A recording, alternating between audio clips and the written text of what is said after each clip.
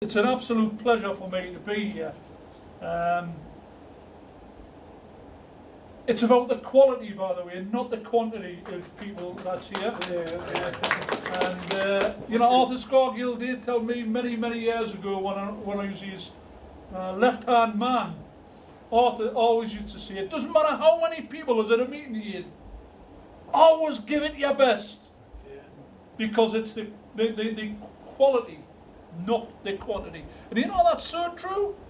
It really is true. So thanks for every one of the 6, 7, 8. Anyway, I'm pleased to be here, and it's great to be here with James. James obviously done a marvellous job at the last election.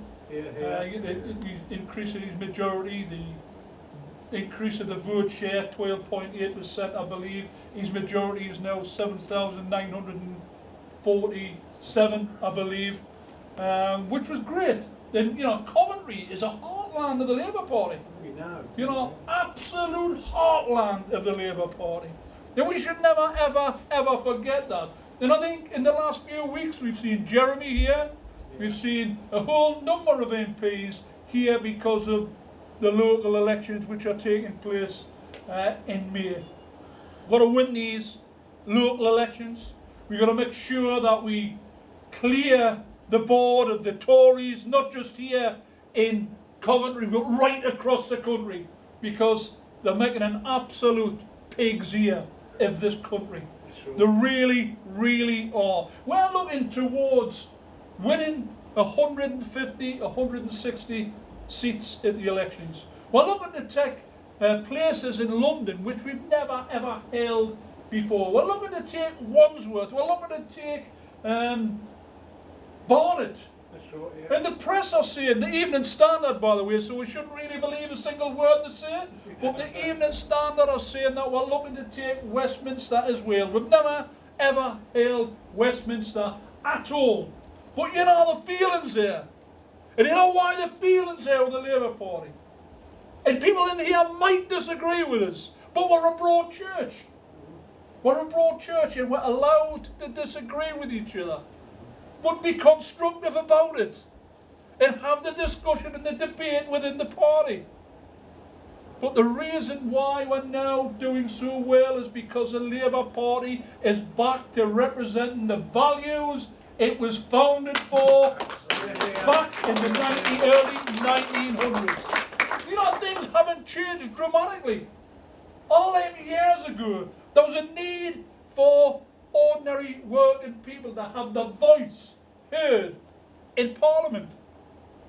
The problems were wages, terms and conditions, poor housing, a bad health service, poor education, bad safety and health. All of these things back then are still prevalent now.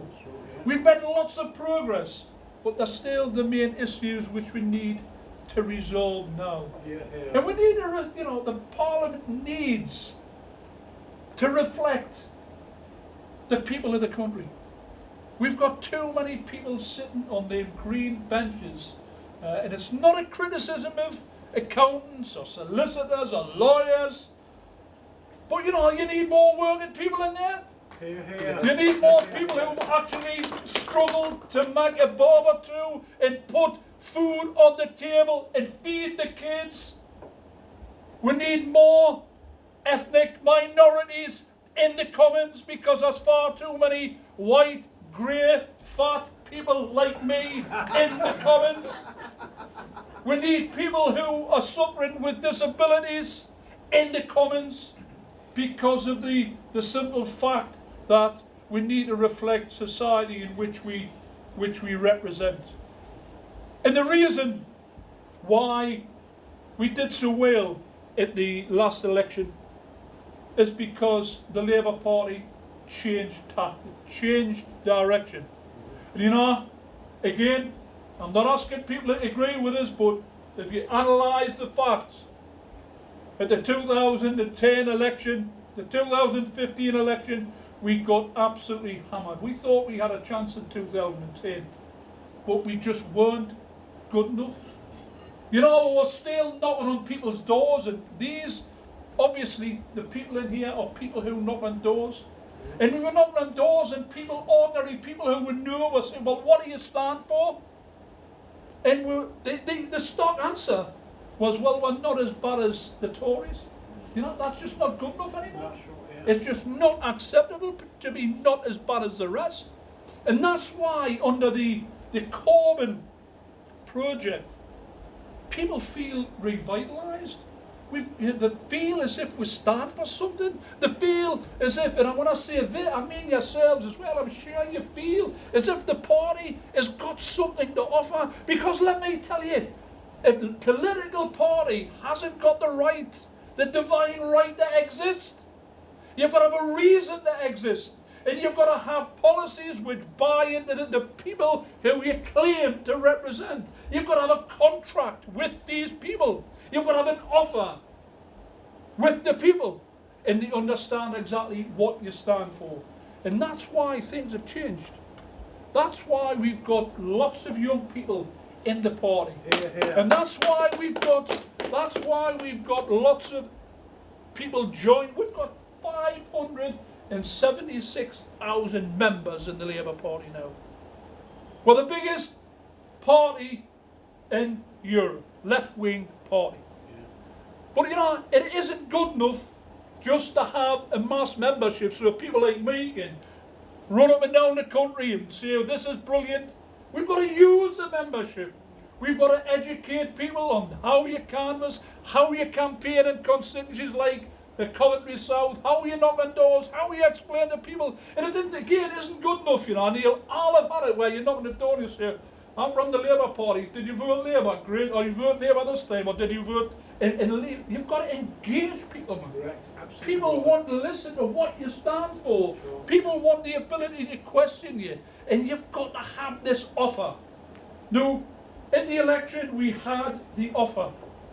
We had a few weeks, and I mean a few weeks, not months, we had a few weeks to develop the manifesto. And I think the manifesto is probably the best document the Labour Party have ever produced. And that was done within a very short space of time. And it was done with input right across the communities, from community workers to the trade unions, which played a tremendous part in ensuring that we brought this manifesto together, you know. And I think somebody mentioned before the manifesto was leaked.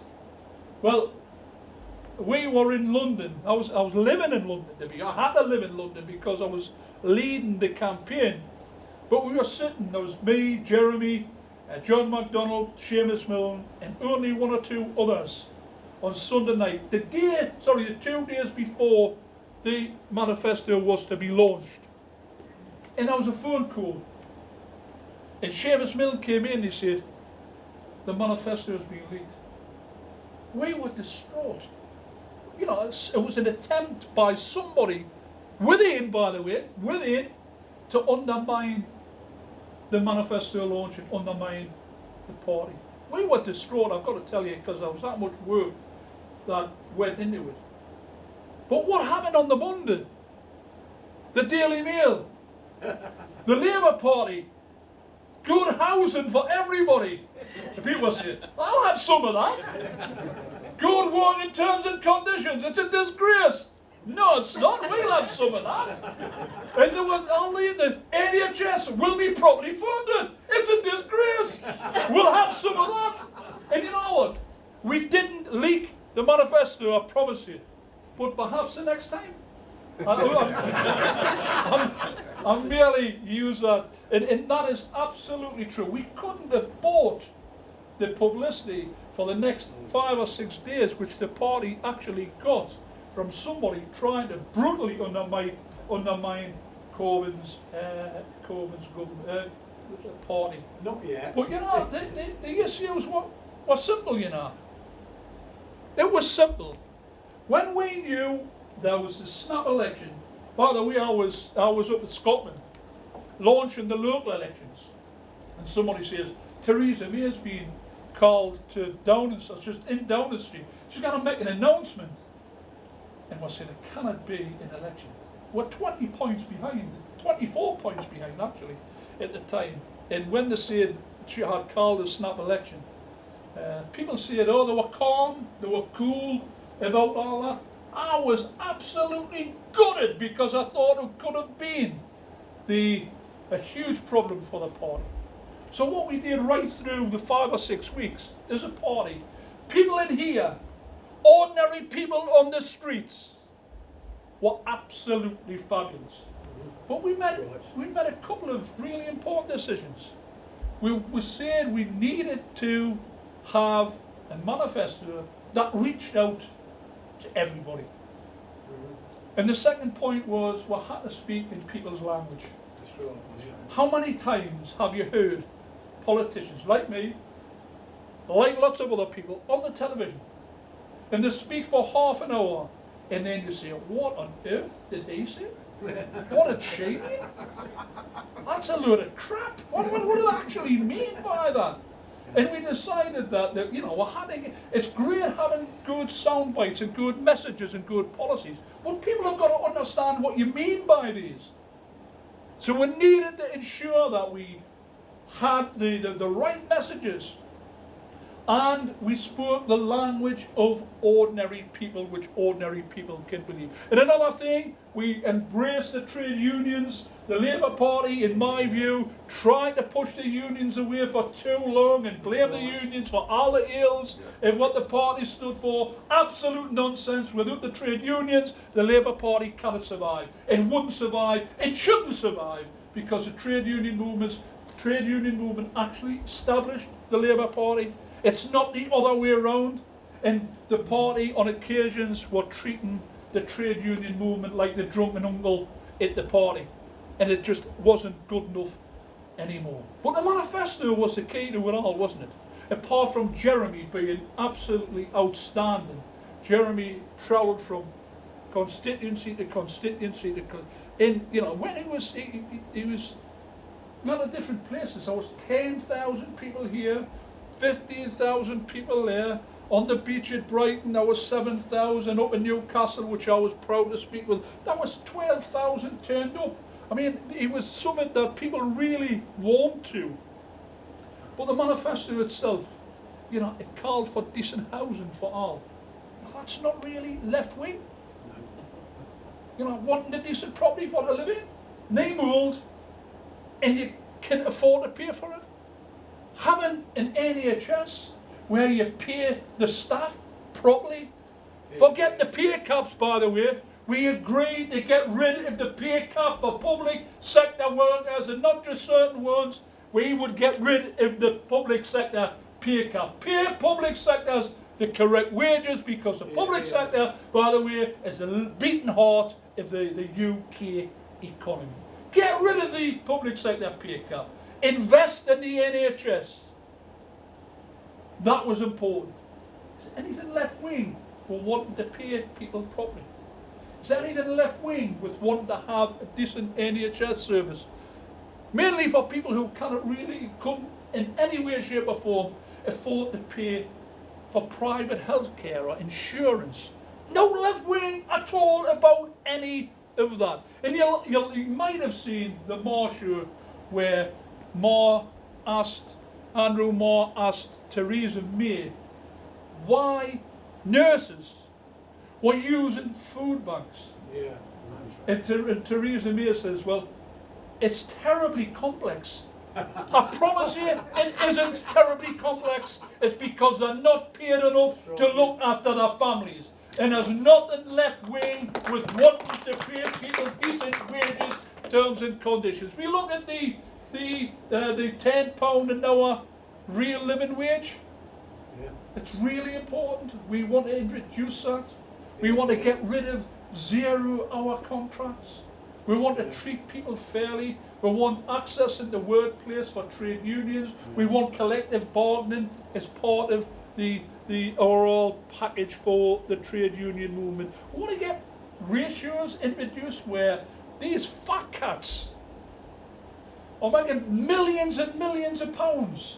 Millions of pounds, whilst people in the factory which they own are claiming benefits in using food banks. So we want to introduce a ratio of 20:1. That's fair. They'll make a fortune, but we want to make sure that the ratios are introduced. So there's nothing left-wing at all about any of this. You know the problem with the country? We've went too far to the right and normalised things that we wouldn't have accepted many years ago. An education system. You know what? They're two of my biggest issues in the Commons is child poverty and the public sector pay. I'll explain to you what I think about the public sector pay. I've got in my constituency, I've just read it on my phone there, it's in the papers tonight, about people in my constituency having a life expectation of less than 17 years less than people 4 or 5 miles away. Only last year, I went to a school in my constituency, and there was a 6-year-old lad in trouble with the headmaster. And I said, the headmaster come and he says, Mr. Lavery, I'm late. I said, I'm sorry, I've had to deal with this kid. I said, what's happened? He said, well, he put his hand up and he said he wanted to go to the toilet. He says, but he went to the cloakroom and he was pinching food out of somebody's bag. You know what? I could have cried. This is like 2018, it was 2017 when this happened. We're the 5th richest economy in the world, and we've got 400,000 and it's grown kids in poverty. And you know what? It's a political choice. We get the money in, we deal the money out. It's a political choice. Surely we should be looking to feed the kids so when they get to school they can survive, educated properly. We need to invest in the schools as well. We need an education system which is from the cradle to the grave, so it doesn't matter how young you are, how old you are, we've got excellent educational services as well. Nothing left-wing about it at all. Now you might think, when I've left, you might think, well, that because the Daily Mail and the Telegraph and everybody else here, this is unbelievable. Trotsky is Stalinist, right the left-wing manifesto. I promise you, colleagues, it isn't. So we look at what we need to make sure we win the next election. Because it's no good me coming to great places like this with fantastic people in the room telling you what we're going to do. I don't want to be doing this all my life. I was a coal miner when I left school and I loved it. And then I became the trade union representative and I loved it. And I'm an MP and I'm chair of the party and I love it because I think it's right that we've got working class people at the head of the party. I think it's absolutely right that we do that. But I cannot keep coming to places unless we can actually deliver. And the only way you can deliver is by getting those keys for Downing Street. That's right. That's when we'll make the difference. Yeah. And we made a huge difference. We were 24 points behind and we just missed out at the last election. We just missed out. But it was enough to make sure we couldn't deliver.